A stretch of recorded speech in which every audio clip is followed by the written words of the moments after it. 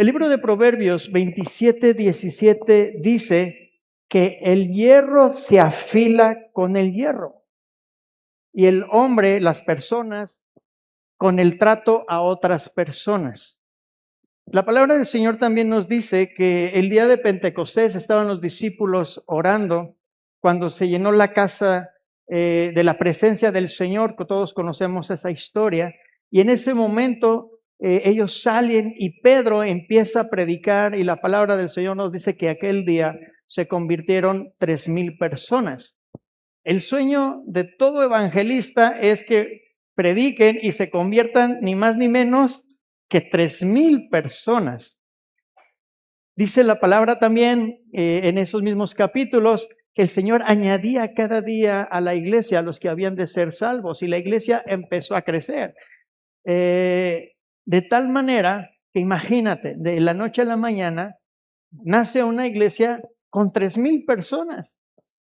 Y dice que pasaban el tiempo en el templo orando y en las casas compartiendo el pan, en la comunión entre ellos y que tenían todas las cosas en común. Dos sueños cumplidos para muchas personas. Para un evangelista que predica y 3,000 personas se convierten. Para un pastor que de la noche a la mañana su iglesia se convierte en una iglesia de 3,000 personas. Y dice que todos tenían las cosas en común y que todo era muy, muy hermoso hasta ese momento. Pero dice Proverbios 27:17 que el hierro se afila con el hierro y el ser humano con el trato a otras personas. Y como había de esperarse en el trato entre las personas, en el libro de los Hechos, capítulo 6, nos dice que como en todo el grupo humano, empezó a haber conflictos, empezó a haber problemas. Porque teniendo todas las cosas en común, dice que estaban repartiendo el pan y los griegos se dieron cuenta que a sus viudas no les estaban repartiendo el pan los hebreos, que estaban haciendo diferencia y eso provocó murmuración. Y eso hace que entonces, guiados por el Espíritu Santo, se han levantado 7 diáconos. Pero, ¿por qué menciono esto? Porque hemos venido hablando hasta el día de hoy, hace 15 días en el culto unido con las otras iglesias de Casa de Paz, hablábamos acerca de la unidad. La semana pasada hablamos acerca de cómo llegar a ser parte del cuerpo de Cristo. No sé si lo recuerdas. ¿Quién escoge a los que han de ser parte del cuerpo de Cristo? Él es el que escoge a los que deben de ser parte del cuerpo de Cristo.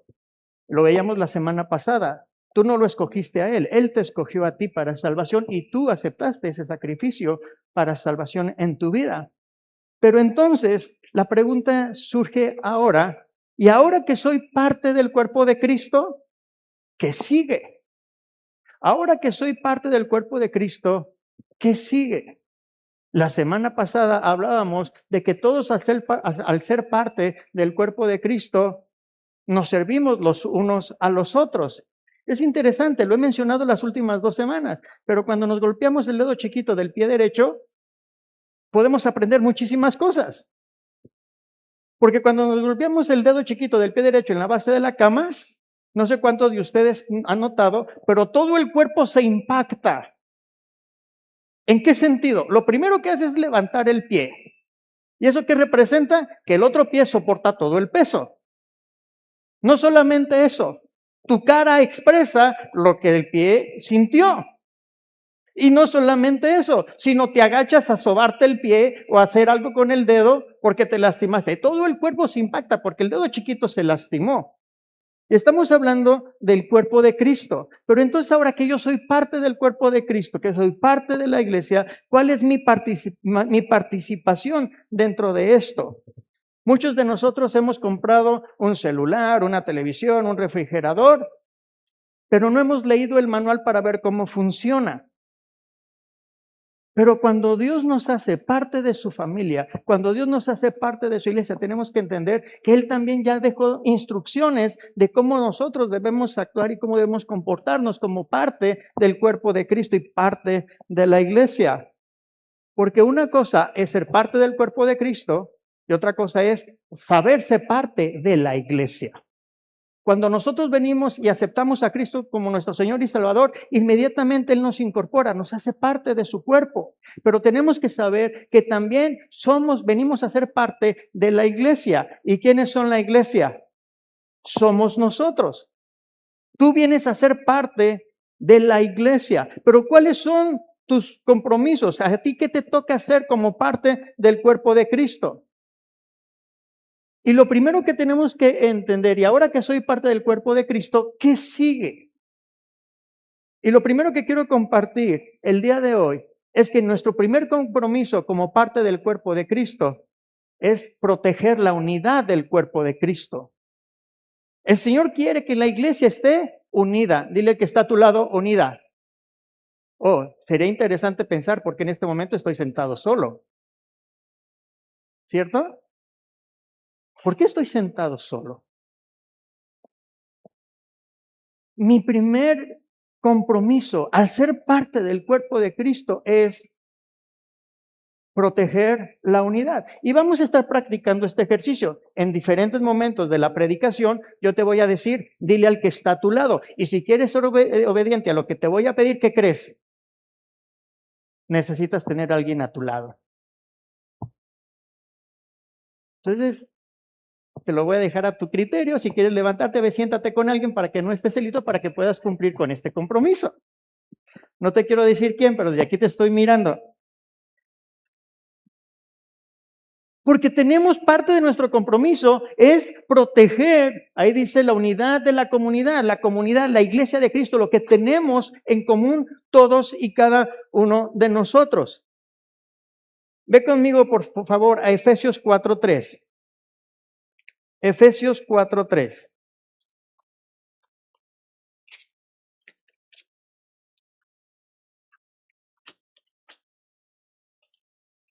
Dice la palabra del Señor, solícitos en guardar la unidad del Espíritu en el vínculo de la paz. ¿A quién le toca guardar la unidad?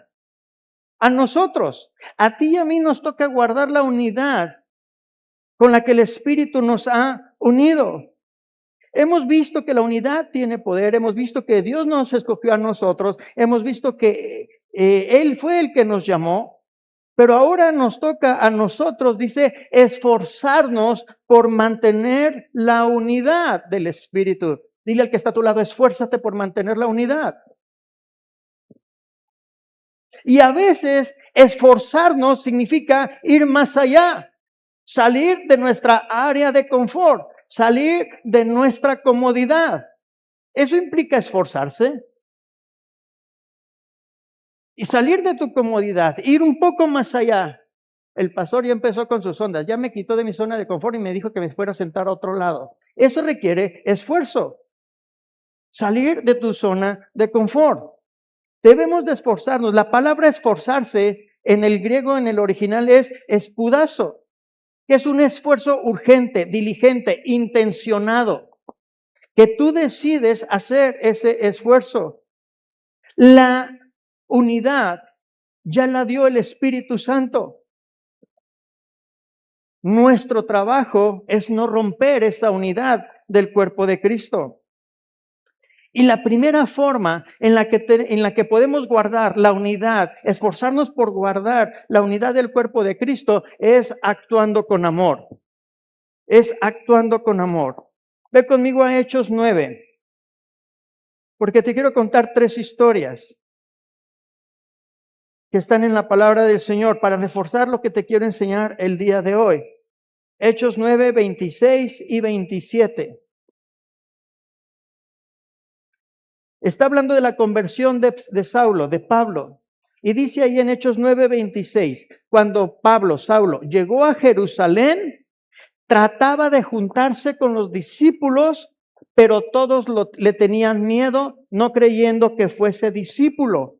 Entonces Bernabé, tomándole, lo trajo a los apóstoles y les contó cómo Saulo había visto en el camino al Señor, el cual le había hablado, y cómo en Damasco había hablado valerosamente en el nombre de Jesús.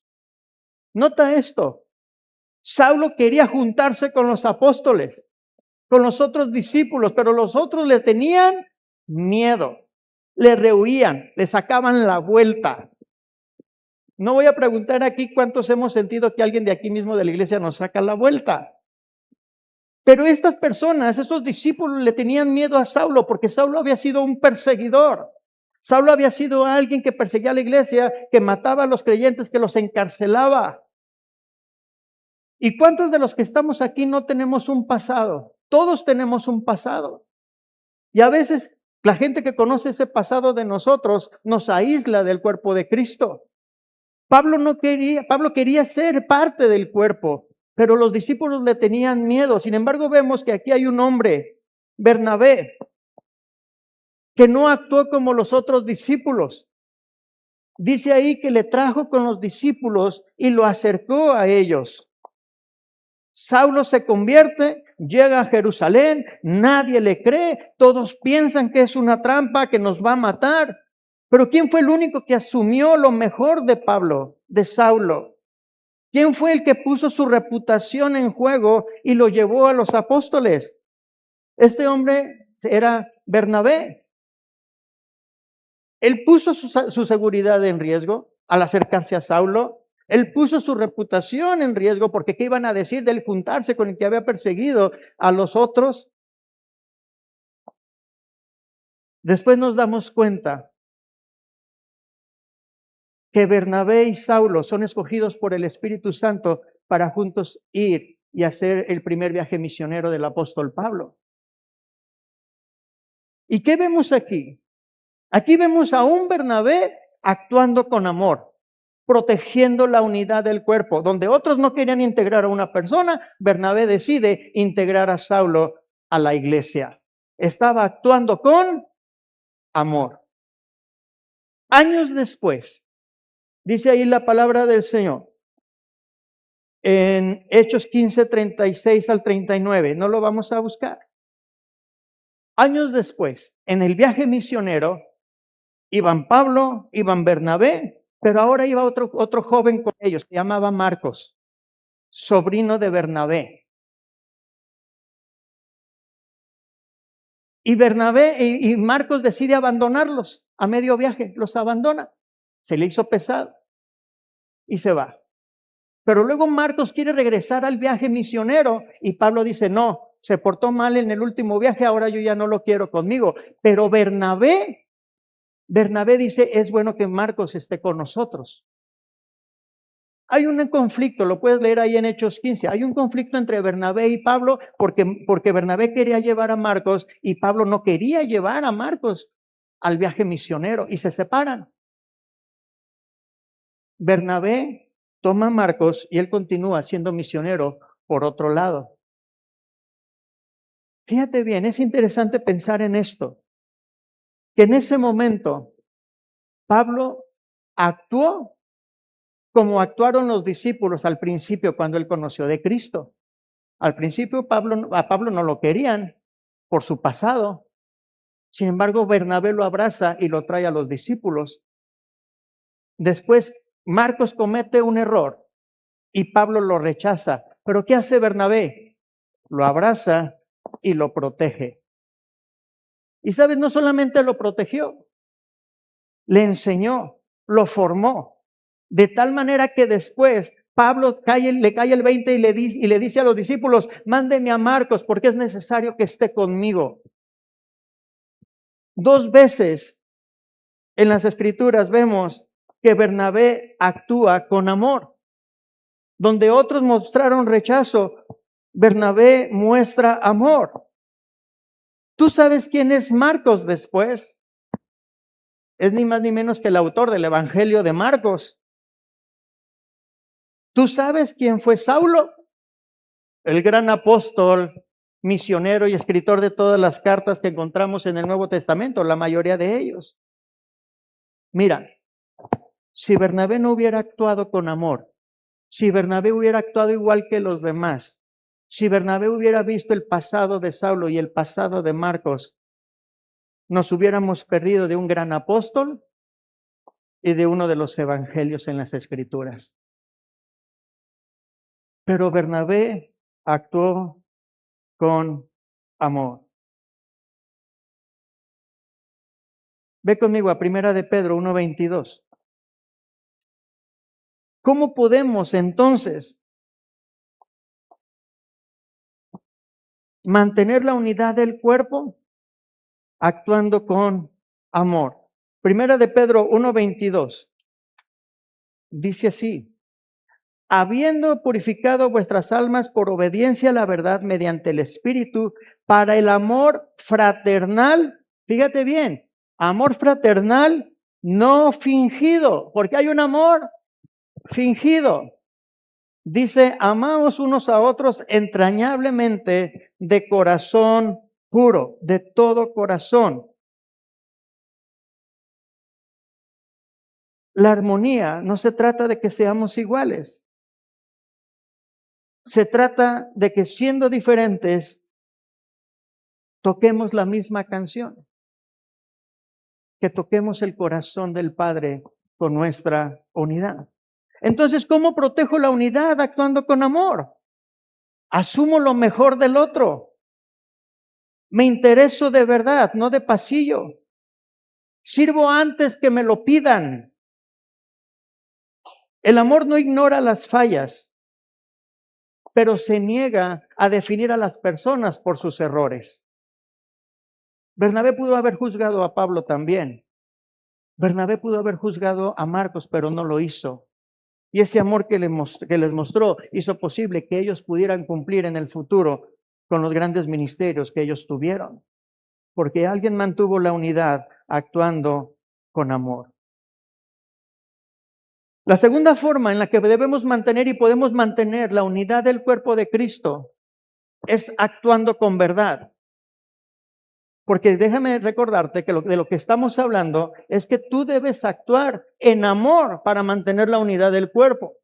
Pero ahora también tienes que actuar no solamente con amor, sino actuar con verdad. Ve conmigo a Gálatas 2:11. Gálatas 2:11.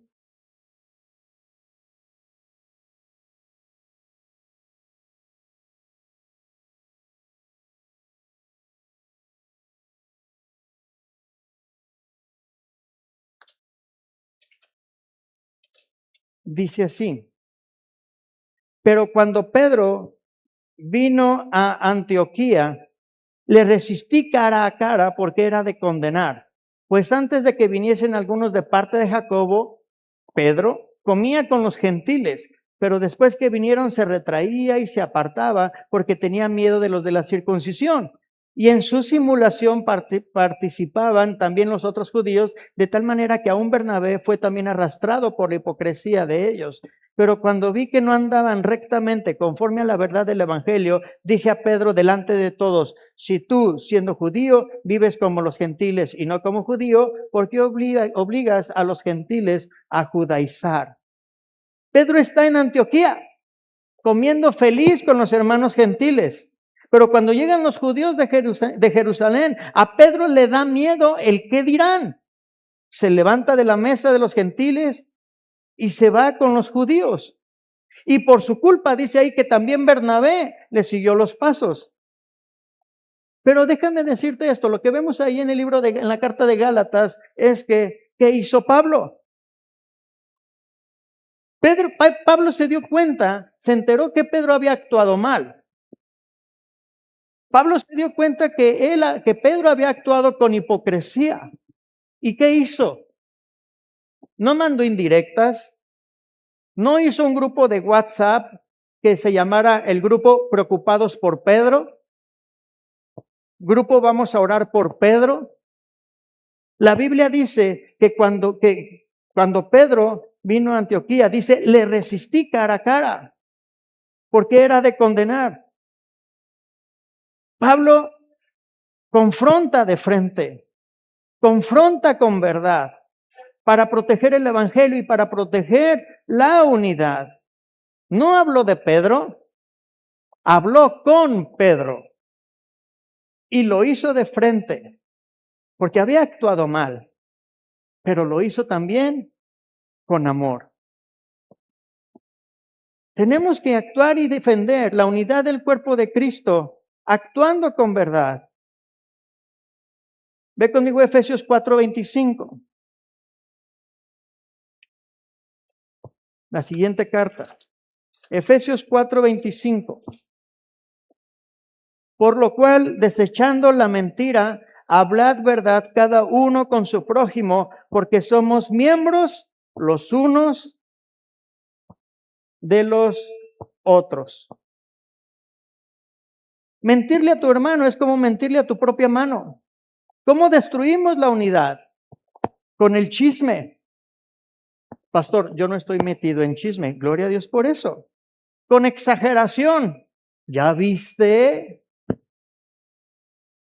¿Ya viste lo que hizo? ¿Ya viste lo que dijo? ¿Ya viste cómo venía? ¿Ya viste lo que hizo? Con la fachada de decir, yo estoy bien, los demás están mal. ¿Cómo protegemos con verdad? Hablo cara a cara, no espalda con espalda.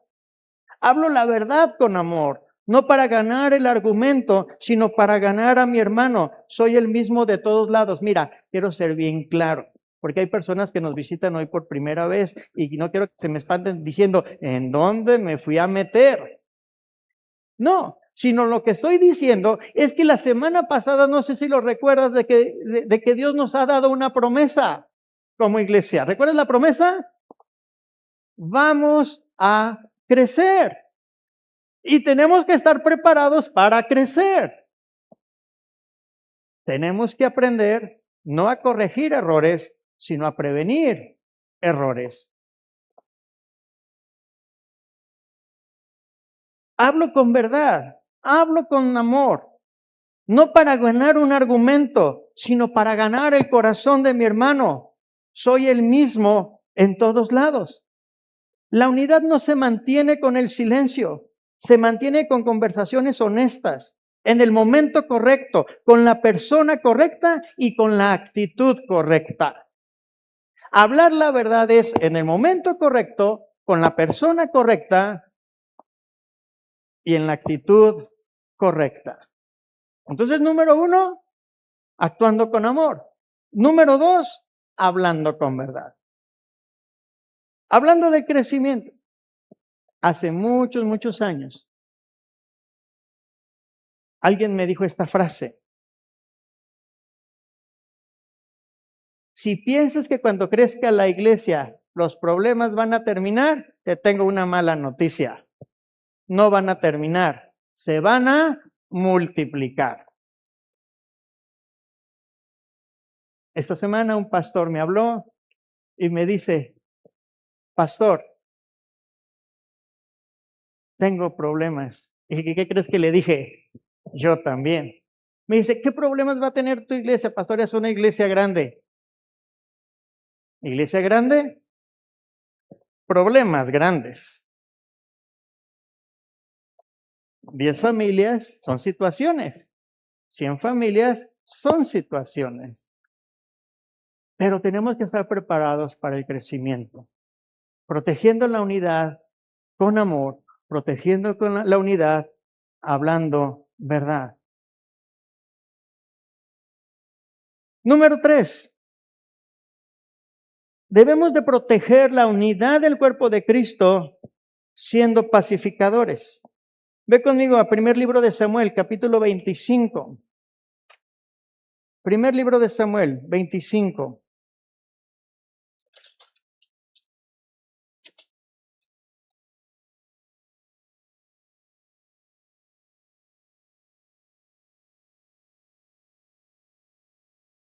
Dice el versículo 1, y vamos a leer varios versículos. Murió Samuel y se juntó todo Israel y lo lloraron.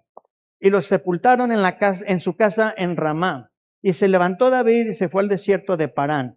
Y en Maón había un hombre que tenía su hacienda en Carmel, el cual era muy rico. ¿Cómo era este hombre? Muy rico. Y tenía 3,000 ovejas, 1,000 cabras. Y aconteció que estaba esquilando sus ovejas en Carmel. Y aquel varón se llamaba Nabal, y su mujer Abigail. Era aquella mujer de buen entendimiento, fíjate bien, buen entendimiento, hermosa apariencia, pero el hombre era duro y de malas obras, y era del linaje de Caleb. Y oyó David en el desierto que Nabal esquilaba sus ovejas. Entonces envió David 10 jóvenes y les dijo, subid a Carmel e id a Nabal y saludadle en mi nombre. Y decidle así, sea paz a ti, paz a tu familia y paz a todo cuanto tienes. He sabido que tienes esquiladores. Ahora tus pastores han estado con nosotros, no les tratamos mal, ni les faltó nada en todo el tiempo que han estado en Carmel. Pregunta a tus criados y ellos te lo dirán. Hallen por tanto estos jóvenes gracia en tus ojos, porque hemos venido en buen día. Te ruego que des lo que tuvieres a mano a tus siervos y a tu hijo David. Cuando llegaron los jóvenes enviados por David, dijeron a Nabal todas estas palabras en nombre de David y callaron. Y Nabal respondió a los jóvenes enviados por David y dijo: ¿Quién es David? ¿Y quién es el hijo de Isaí? Muchos siervos hay hoy que huyen de sus señores. ¿He de tomar yo ahora mi pan, mi agua y la carne que he preparado para mis esquiladores y darlas a hombres que no sé de dónde son? Y los jóvenes que habían enviado a David se volvieron por su camino y vinieron y dijeron a David todas estas palabras.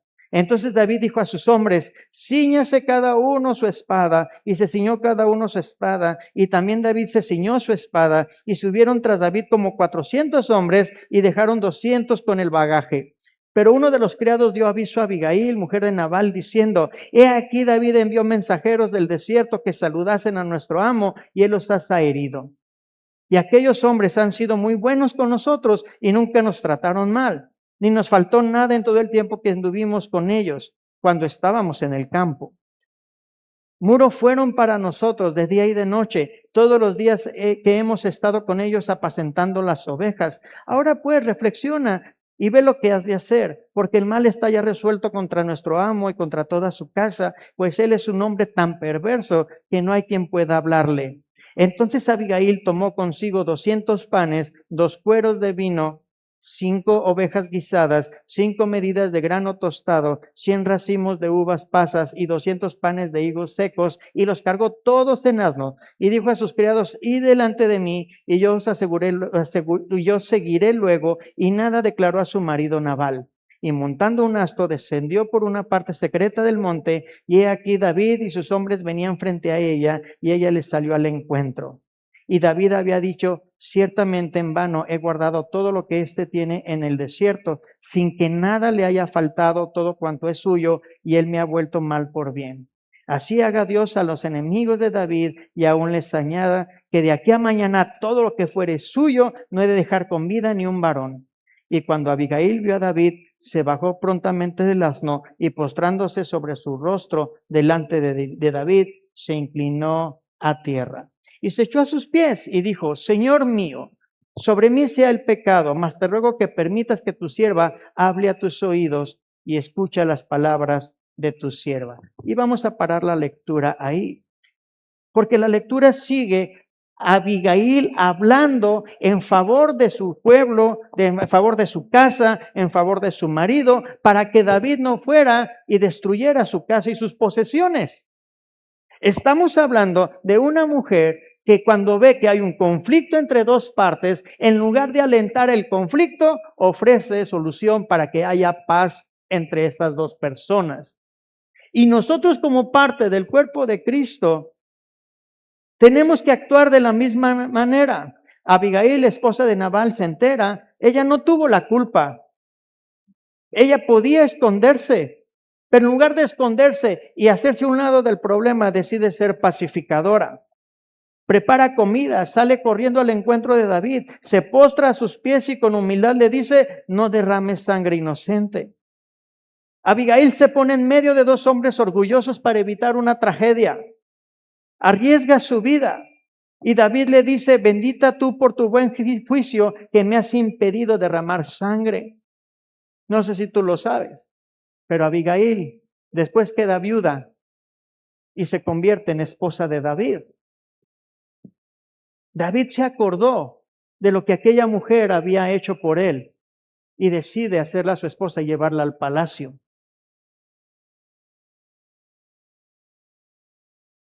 Nosotros vemos también la historia en Génesis 13 de Abraham y Lot. Los pastores de ellos están peleando por la tierra, por el agua.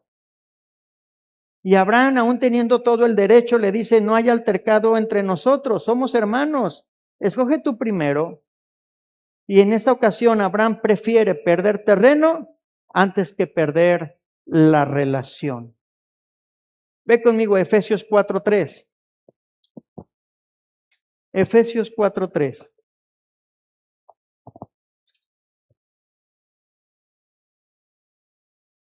Dice ahí, ya lo habíamos leído, que debemos de ser solícitos, esforzarnos en guardar la unidad del Espíritu por el vínculo de la paz.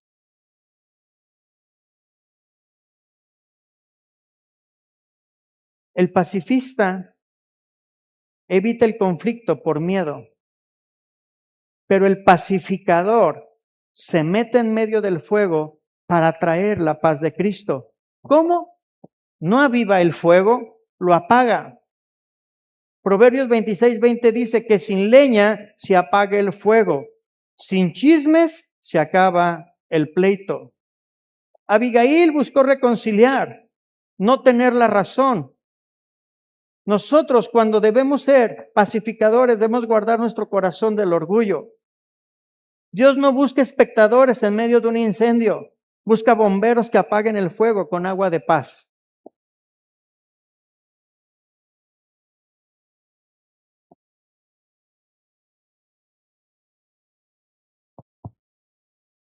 El hierro se aguza con hierro y el carácter del hombre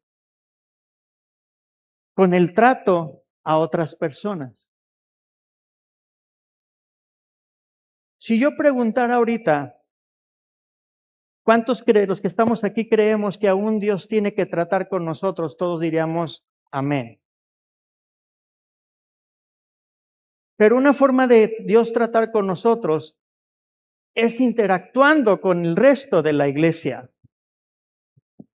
Y pudiéramos decir, algunos de nosotros, que nosotros no estamos causando división dentro de la iglesia. Y puede ser cierto, pero también puede ser cierto que no estamos también esforzándonos por mantener unida y unidos nosotros a la iglesia. Porque una cosa diferente sería si yo preguntara ahorita, ¿cuántos de los que estamos aquí aún no formamos parte de algún ministerio de servicio en la iglesia? Y seguramente varios de nosotros levantarían la mano porque aún no son parte de un ministerio de servicio dentro de la iglesia. Decimos que estamos unidos, pero realmente no colaboramos en unidad con el cuerpo de Cristo. Queremos que el cuerpo salga a trabajar mientras la mano se quede en la casa. Y tú puedes decir, pastor, de todo lo que está hablando ahorita, yo no tengo ningún problema. Yo no participo en chismes, yo no participo en murmuraciones, yo no critico a los hermanos. Pero quizás pudiera ser, solo pudiera ser, que es porque aún te falta integrarte a la iglesia, al servicio, al cuerpo de Cristo, de una manera activa y no pasiva. Porque el hierro se aguza con el hierro y el hombre con otro hombre. Porque es ahí donde nos damos cuenta que si soy parte de un equipo de servicio y se me cita a las 8:30 y yo no llego o llego tarde, Dios quiere tratar todavía conmigo algo. Porque si se me ha dicho que soy parte del cuerpo, pero no me quiero integrar a ningún ministerio, entonces Dios tiene todavía algo que tratar conmigo. Por eso era importante que el día de hoy te hablara de esto. Me impresiona leer al apóstol Pablo que dice, porque he oído que entre vosotros hay divisiones. Fíjate bien, Pablo lo escribe así, porque él oyó que había divisiones. No se lo reveló el Espíritu Santo, no estaba ayunando y bajó un ángel y le dijo, hay división en la iglesia de Corinto. No, era notorio que algo estaba pasando ahí. Porque hay ocasiones que el pastor predica no de lo que el Espíritu Santo le dice, sino de lo que el pastor ve.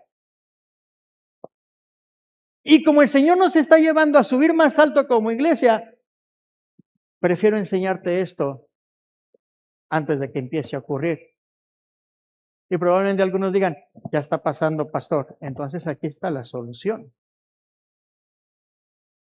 El Señor quiere llevar a Casa de Paz a otros niveles. Pero para eso necesitamos estar tú y yo preparados y madurar en todos los sentidos. Como Bernabé, protejo con amor, que cree lo mejor de las personas. Como Pablo con Pedro, protejo la verdad y la digo cara a cara, pero con amor. Como Abigail, protejo la unidad de la iglesia siendo pacificador, que se mete en medio para la reconciliación en un conflicto. Si toda la iglesia fuera como tú en estas tres áreas, nuestra iglesia sería más unida o estaría dividida. Tenemos que aceptar un desafío en este tiempo de guardar la unidad de la iglesia en amor. Y actúo tipo Bernabé. Te reto a actuar en amor esta semana. Es más, te reto a actuar con amor el día de hoy. Hoy decide al final del servicio buscar a alguien que no conoces bien. Hoy te desafío a actuar de verdad, en verdad. Te invito a que hoy te acerques a alguien y puedas platicar cara a cara con alguien diferente. Y te invito que si sabes de algún fuego que necesite apagarse, lo apagues el día de hoy y traigas la paz a la iglesia. Ve conmigo a Romanos 15:5. Romanos 15:5.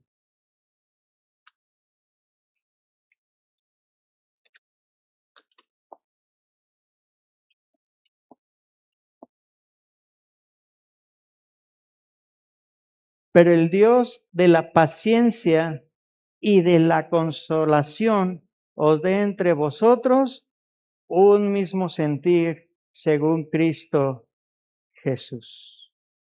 Porque para estar en un mismo sentir necesitamos paciencia. Somos parte de un cuerpo. Y como parte de ese cuerpo, tenemos el compromiso de proteger la unidad que el Espíritu Santo ya nos dio, actuando con amor, hablando con verdad y siendo pacificadores. Es tiempo de pasar a lo que sigue. Y algunos están dando esos pasos para pasar a lo que sigue. Algunos están aceptando esos desafíos. Yo te invito a que tú también lo hagas.